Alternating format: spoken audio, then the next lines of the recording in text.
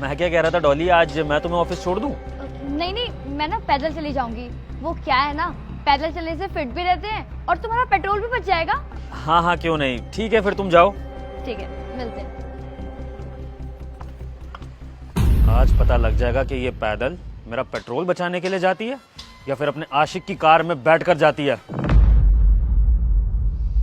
अब तक तो वो ऑफिस पहुंच गई होगी। अब एक काम करता हूँ, जाकर ऑफिस की सारी गाड़ियां चेक करता हूँ और जिस भी गाड़ी की सीट पर वो लाल पेंट होगा ना, इसका मतलब वही मेरी पत्नी का आशिक है और उसी के साथ वो घूमकर मुझे धोखा देती है। अभी जाता हूँ।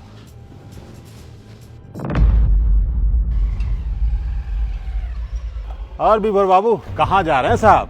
अरे गोपाल जी, बस यहीं पास तक जा रहा था। अरे साहब, अपने सेवक के होते हुए आप पैदल जाएंगे, ये शोभा नहीं देता। एक काम कीजिए, आइए हम आपको बाइक पे छोड़ देते हैं। हाँ ठीक बात है, तुम ही मुझे छोड़ दो। आइए साहब। ये डॉली वाला पेंट गोपाल जी की बाइक पे है। इसका मतलब वो आशिक गोपाल जी हैं डॉली के। मेरी बीवी का चक्कर एक सिक्योरिटी गार्ड से चल रहा है। हे भगवान, मेरी बीवी पागल तो नहीं हो गई? डॉली, तुम इतनी जल्दी ऑफिस से कैसे आ गई? वो ऑफिस का जल्दी ऑफ हो गया था। अच्छा, ऑफिस से जल्दी छुट्टी हो गई थी या फिर तुम ऑफिस गई ही नहीं थी? ये क्या बोल रहे हो तुम? सही बोल रहा हूं मैं, क्योंकि तुम ऑफिस नहीं अपने आशिक के साथ रंगरलिया मना रही थी। विभोर, तुम कुछ भी बकवास कर रहे हो। तुम ऐसा कैसे कह सकते हो? अपने पीछे पलट के देखो।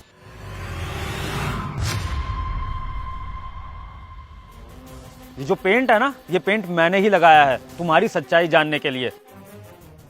अरे मेरी डार्लिंग कितना इंतजार करवाएगी मुझे। अरे आइए आइए डॉली जी, कितना इंतजार करवाते हैं अपने आशिक मजनू का। हाँ? वो क्या है ना, मेरा पति जो है ना, वो नीचे तक छोड़ने आ गया था, बस इसलिए थोड़ा टाइम लग गया। अच्छा, एक बात बताइए, आपके पति को मेरे और आपके इस लफड़े के बारे में कुछ पता तो नहीं है ना? अरे नहीं नहीं, उसे कुछ पता नहीं चला है। और वैसे भी उसका सारा खर्चा ना मैं देखती हूँ, उसकी क्या ही मजाल होगी मुझे कुछ कहने की।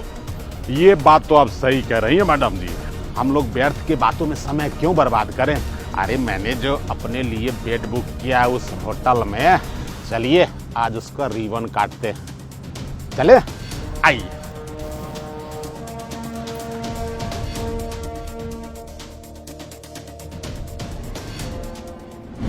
अरे बेशरम औरत, कुछ तो शर्म करती। तेरा चक्कर एक सिक्योरिटी गार्ड के साथ चल रहा है। अरे मुझे तो लगा था कि तू किसी अमीर लड़के के साथ उसकी बड़ी सी गाड़ी में बैठकर गई होगी, लेकिन मैं क्या देखता हूँ कि मेरी बीवी एक मामूली से सिक्योरिटी गार्ड की बाइक पे बैठ के जा रही है। अरे तुम कैरेक्टरलेस तो थी, लेकिन तुम्हारा स्टैंडर्ड भी इतना लो है ये मैंने नहीं सोचा था। अरे तुम्हें क्या कमी रखी थी मैंने, जो तुम्हें एक सिक्योरिटी गार्ड के साथ चक्कर चलाना पड़ा? मैं करती भी क्या? तुम घर में ना कूड़े की तरह पड़े रहते हो। मन तो करते हैं तुम्हें डस्टबिन में उठा के फेंक दूं, लेकिन कुछ कर भी तो नहीं सकती ना। घर वाले जो तुम्हारे साथ रिश्ता जो करवा दिया मेरा। अच्छा, तो मत करते ना शादी, क्योंकि तुम्हारी औकात ना इस गेट के अंदर नहीं, इस गेट के बाहर ही है, इसके साथ चौकीदारी करने की। और अब तुम वही करना आज के बाद, इसके साथ बैठ के ना गली गली चौकीदारी करना तुम। विभोर, मैं इससे कोई प्यार व्यार नहीं करती, सिर्फ टाइम पास है। वो तो बस इसलिए कि तुम ना बिल्कुल बोरिंग हो गए हो। कोई फैंटेसी ही नहीं थी तुम्हारे अंदर, बस थोड़ा सा टाइम पास करने के लिए मैंने इस सिक्योरिटी गार्ड को फंसाया था, और कुछ भी नहीं। और रही बात इस सिक्योरिटी गार्ड की, इसको तो मैं अभी छोड़ दूंगी। और मैं तुम्हारे साथ रिश्ता नहीं तोड़ना चाहती, शादी रखना चाहती हूँ मैं तुम्हारे साथ।